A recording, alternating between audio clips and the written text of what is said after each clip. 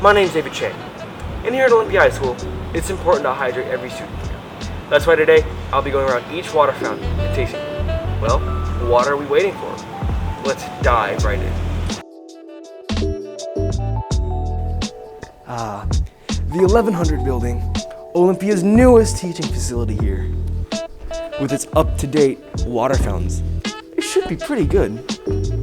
Well, that's what we're here to find out today.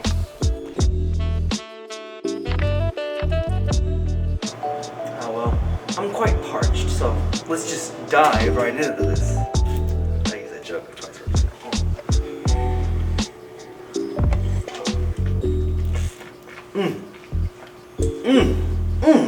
That is amazing water.